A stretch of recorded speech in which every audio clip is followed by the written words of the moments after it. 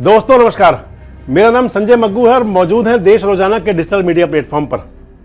आपके साथ चर्चा में हूं कुछ ऐसी राजनीति को लेकर जिसके अंदर कि कोई क्षेत्र किसी का गढ़ बन जाया करता है और फिर तमाम राजनीतिज्ञ प्रयास करते हैं कि कैसे इस गढ़ को तोड़ा जाए।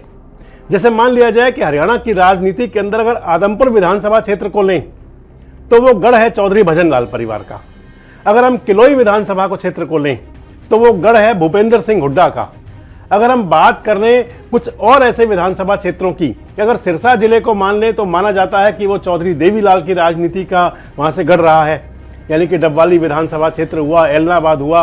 अगर उचाना विधानसभा क्षेत्र करें तो फिर उचाना विधानसभा क्षेत्र ऐसा है कि जहां पर कभी वीरेंद्र सिंह जी की परिवार से लड़ाई करते हैं जाकर के चौटाला परिवार, गढ़ नहीं बन पाया किसी का भी। अगर हम बात करें हरियाणा के और अन्य विधानसभा क्षेत्रों की तो आप मान सकते हैं कि ऐसे कई विधानसभा क्षेत्र हैं कि जिनको गढ़ माना जाता है किसी भी राजनेता का। मैंने आपसे शुरू में नाम लिया था आदमपुर विधानसभा क्षेत्र का। आदमपुर विधानसभा क्षेत्र जिसे कि गढ़ माना जाता है चौधरी भजन लाल परिवार का। आदमपुर विधानसभा क्षेत्र जहां से चौधरी भजन लाल का परिवार कभी चुनाव नहीं हारा, चाहे चौधरी भजन लाल चुनाव लड़े, चाहे कुलदीप बिश्नोई चुनाव लड़े, चाहे भव्य बिश्नोई चुनाव लड़े, चाहे वो चुनाव हुआ चाहे वो उपचुनाव हुआ, कोशिश तो बहुत की गई लेकिन बात बनी नहीं। आज आपसे मैं बात कर रहा हूं उसी आदमपुर विधानसभा क्षेत्र की कि जहां पर अब की बार कोई चक्रव्यूह रचने की तैयारी है।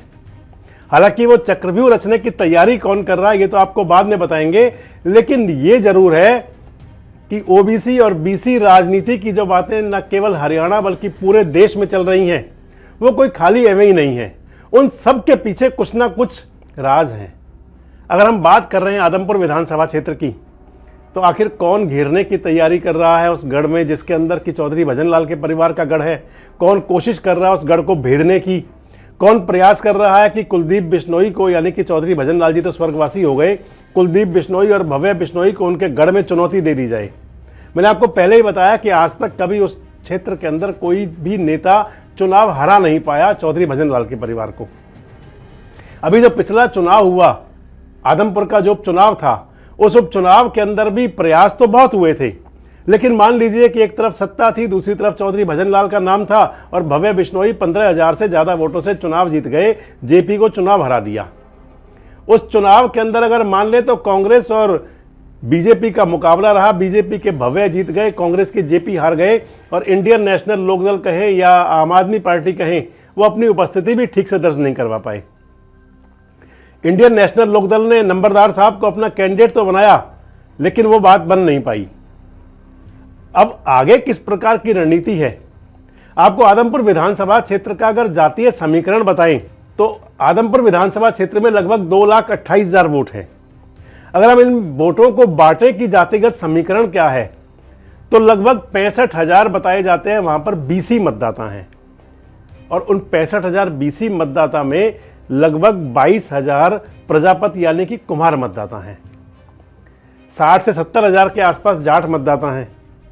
24,000 वहां पर बिश्नोई मतदाता हैं, हालांकि बिश्नोई नेता वहां 26-27,000 का दावा करते हैं। इसके बाद में अगर बात करें तो वहां पंजाबी समाज के जो पंजाबी, सिख और कंबोज लगभग 12,000 वोट हैं। लगभग 10,000 के आसपास अग्रवाल वोट भी हैं। 3200 मुस्लिम मतदाता भी हैं। फिर उसके बाद दलित मतदाता भी हैं बड़ी संख्या में। आपको ये बताने का मकसद ये जो मैं आपसे कहने जा रहा था कि राजनीतिक रूप से घेरेबंदी की और कुलदीप बिश्नोई के उस गढ़ को भेदने का प्रयास है। और आपको नाम बता दूं कि भेदने का प्रयास कौन कर रहे हैं। आप मान लीजिए कि इंडियन नेशनल लोकदल उस गढ़ को भेदने का प्रयास कर रही है। और गढ़ को भेदने का प्रयास कैसे कर रही है?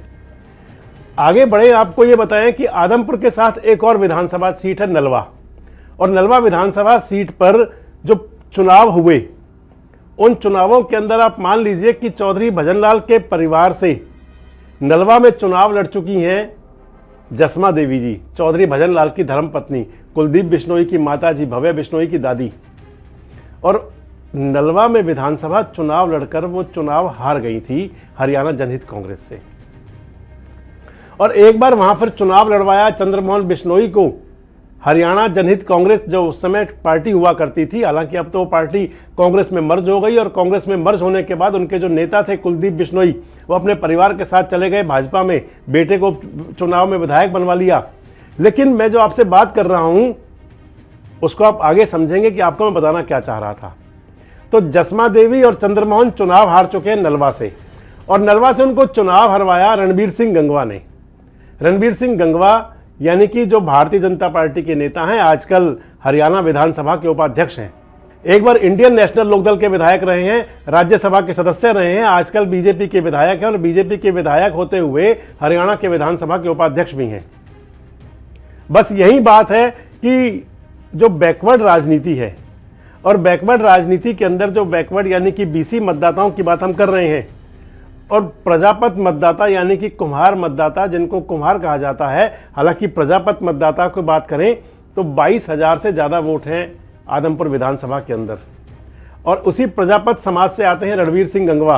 और रणबीर सिंह गंगवा को मैंने आपको पहले बता दिया कि उन्होंने चौधरी भजनलाल के परिवार को शिकस्त दे रखी है। और जो बीसी राजनीति है, बीसी राजनीति के अंदर आप आदमपुर के अंदर ये मानिए कि एक झगड़ा हुआ था कुम्हार समुदाय के बीच में, यानी कि प्रजापत समुदाय के बीच में और बिश्नोई समाज के बीच में। और मैं आपको बताऊं, जो आदमपुर का उपचुनाव था, जिस उपचुनाव का हमने कवर भी किया था, उस उपचुनाव के अंदर भी बताई गई थी कि टसल की बातें रही हैं, टसल्स रहे आपस में काफ़ी ज़्यादा प्रजापत समाज में और बिश्नोई समाज में। और बताते हैं कि बस उसी टसल्स को, उसी मुद्दे को भुनाना चाह रहे हैं अभय सिंह चौटाला। और अभय सिंह चौटाला एक ऐसा समीकरण बनाना चाह रहे हैं जिससे अंदर की बीसी मतदाता और प्रजापत मतदाता, यानी कि बीसी के अंदर प्रजापत आते हैं जिनके 65,000 वोट हैं, और इसके साथ साथ जाट मतदाता जिसके लगभग 60 से 70,000 वोट हैं, और इन दोनों मतदाताओं को साध करके और किसी प्रकार से चुनौती दी जाए कुलदीप बिश्नोई के परिवार को, ये योजना बना रहे हैं अभय सिंह चौटाला। और उसी परिवार के साथ में उन्हीं लोगों के टच में है कि जिनमें ये विवाद हुआ था। ये विश्वस्त सूत्रों की बात बता रहा हूं आपको मैं, कि आदमपुर के अंदर उन्हीं परिवारों के यानी कि प्रजापत समाज के वो लोग जिन्होंने कि सामने होकर के जो बिश्नोई समाज से टसल्स हुए थे, उसके अंदर जो बात विवाद हुआ था और उसमें जो फ्रंट मोर्चे पर थे, वही संपर्क में है या उन्हीं के संपर्क में है अभय सिंह चौटाला। और अगर जातीय बात करें, अगर जब जातिगत वोटों की बात करें तो ये हमेशा हुआ ही करता है। और आपको एक बात और बताएं कि अभी जो पिछला चुनाव हुआ आदमपुर के अंदर, उपचुनाव था जो, उसके अंदर बड़ी चर्चाएं रही कि जाट मतदाता काफ़ी संख्या में एकजुट हुआ था, लामबंद हुआ था, और जाट मतदाता लामबंद हुआ था जेपी के पक्ष में, क्योंकि वहाँ जेपी चुनाव नहीं जीत पाए। और अब अगर बात करते हैं कि क्या इंडियन नेशनल लोकदल वहाँ पर जाट मतदाताओं को इकट्ठा कर सकता है, तो आप इसके पीछे आप केवल इतने से समझ लीजिए कि आदमपुर और हिसार और इधर जो सिरसा के जो लोगों का आपस में रोटी बेटी का रिश्ता है, लोगों की रिश्तेदारी, आना जाना, सब कुछ बहुत ज़्यादा है। और किसी समय पर आदमपुर में आप मास्टर हरि सिंह का नाम ले सकते हैं, गुरमेश बिश्नोई का नाम ले सकते हैं, जिनको सामने करता रहा देवीलाल परिवार, चौधरी भजनलाल परिवार के। और एक बार फिर आप मान लीजिए कि जो आदमपुर की राजनीति के अंदर एक बड़े बदलाव की मैंने आपसे कहा कि गढ़ को भेदने की तैयारी है, कोशिश है। हालांकि कोशिश और भी लोग कर रहे होंगे, लेकिन मेरे जो सूत्र हैं, जो मुझे बात पता चली, जो बता रहे थे कि इंडियन नेशनल लोकदल के नेता अभय सिंह चौटाला की पूरी नज़र है। वैसे इनेलो के जो नेता हैं अभय सिंह चौटाला, आजकल चौधरी देवीलाल के नक्शे कदम पर चल करके राजनीति की एक नई बिसात बिछाने की भी कोशिश कर रहे हैं। अगले वीडियो में आपको बताएंगे कि क्या प्लानिंग है। और उसके अंदर जिस वीडियो में आपको बताऊंगा, उसके अंदर मुख्य जो है अभय सिंह चौटाला का, वही जो राजनीति का जो सोशल मैनेजमेंट करना होता है, जिस प्रकार कभी चौधरी देवीलाल ने किया था 1987 के अंदर, उसके बाद भी करते रहे। अगर राजनीति के अंदर रुचि लेने वाले लोग ध्यान रखते होंगे कि हम अजगर के नाम से नारा चलाया था चौधरी देवीलाल ने, यानी कि हरिजन, मुस्लिम, अहीर, जाट, गुजर और राजपूत, इनको इकट्ठा करने की। और जो राजनीति का जो सोशल मैनेजमेंट है, उस पर कितने सफल हुए थे आप इसे मान सकते हैं कि जहां हरियाणा के अंदर एक बम्पर मेजोरिटी ली थी, वहीं देश की राजनीति के अंदर भी अपना जलवा कायम किया था।